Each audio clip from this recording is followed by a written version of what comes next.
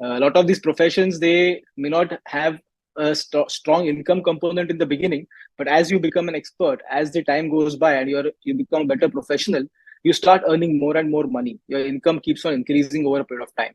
Your investment needs in your own practice or in yourself may not increase at that same rate. So you will constantly have some surplus money left with you, which can be invested in some other places, not just in the practice or not just in your profession that we did in the previous example. So where do you put this surplus money?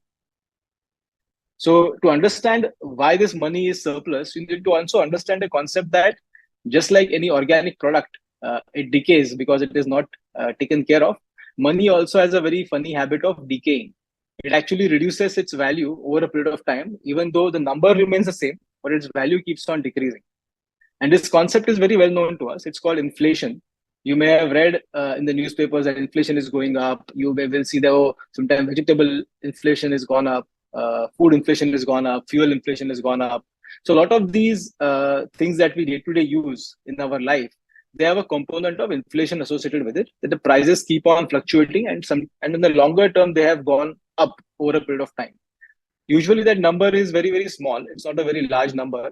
When it becomes a large number, it becomes headlines. So you will not miss it. But generally, the inflation number is in control. It's generally in the range of 3 to 5%. At least in India, we have seen that number controlled over a long period of time. But people who are older, who have been around in the 90s, they would have seen this number as high as 8, 9% also. So inflation is a number where the prices of things keep going up over a period of time, and it acts like the concept of rust. When you have a metallic or a steel object, and if you don't maintain it, if you expose it to the elements, it actually starts rusting and corroding, and it doesn't remain as strong as it was when you actually had it in your hand. The same thing applies to money also. I'm just giving you a parallel analogy or an example to understand the concept of inflation, that once the inflation increases, the value of the money you have stored, wherever you have stored it, that actually keeps decreasing, or you have to adjust it to the rise in inflation. And I will explain this concept to you in the upcoming slide. I will give you a visual representation. I promise this is the only chart in the entire series. There is not going to be numbers, no mathematical formulas, but sometimes showing a picture to you gives you a far better idea than giving you numbers or subtracting some number in front of you. So I'll give you an example. This is from the Reserve Bank of India compiles this chart. And this chart goes all the way back to 1975 and ends at December 22, which is last year. So interestingly, this chart suggests that what is the 1 year of fixed deposit rate. Now, fixed deposit is a very simple product which most people understand. It is not like your bank saving account. Your savings account today might give you, say, about 3% or 3.5% interest rate. Fixed deposits generally give a slightly higher interest rate. Now, the fixed deposit is a product where the bank is essentially borrowing money from you and giving you an interest rate in return. We'll discuss these concepts of borrowing if at all it comes up in the questions, but it's a very simple thing. You have your savings. Some of the savings are converted into a fixed deposit.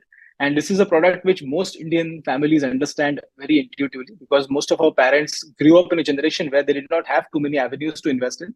And fixed deposit, gold, and real estate were very common avenues to invest.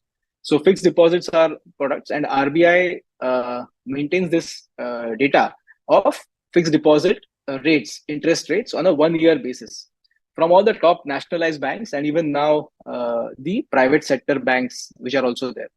So what they do is, if you see from 1975, the green line is moving up and down, and sometimes the interest rate goes as low as 4% for the fixed deposit. Sometimes it goes as high as 12%. And this line continues to keep moving. So one might feel better that if you have kept your money in a fixed deposit and every year you say renew the fixed deposit, you will get the next year's interest rate as a return or an interest on your investment. But if you see the other concept of inflation, now this is consumer inflation, which is across all categories of consumer products which we buy, like food, fuel, etc. Now this is not your personal inflation. That's actually a very interesting concept. So the consumer inflation is what the average inflation is for different products which generally people buy, which are staple goods. They are not like fancy goods. But tomorrow, if you decide that from a chai tapri, you want to suddenly graduate to a Starbucks, then the cost of that chai or cost of that coffee you buy at the tapri versus the price of coffee in a Starbucks is going to be very different. You're going to pay a lot more money to be enjoying the Starbucks coffee. I'm not saying you should not enjoy it. You should definitely enjoy it if you can afford it. But that is your personal inflation. You've made a choice to inflate from that chai tapri wala chai to a fancy chain wala chai or coffee, which is actually quite, the gap is quite high in terms of price. The amount of money you spend more for just getting the same quality of product is actually quite high. So that is your personal inflation, and that applies to every single aspect of your life. So tomorrow, if you say for you, if you want to buy a new car and you have a choice between buying, say, a entry level hatchback, and you have a choice to buy a SUV, uh, maybe you are always driving a hatchback and you suddenly decide to graduate and buy a SUV. Now, suddenly the cost of that car itself is going to be very high. So the function of the car is the same, that it is taking you from point A to point B, it helping you commute, or it helps you go to different places. But the price that you pay for that same convenience or the same functionality is significantly higher. So that's your personal inflation. That does not get captured in the general average inflation number that we see, which is reported everywhere in the news.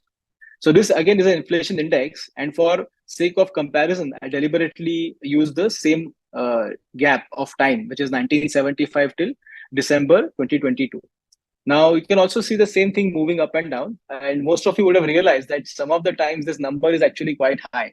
It is not as high as the previous chart we saw. Let me help you now combine these two charts into one single chart.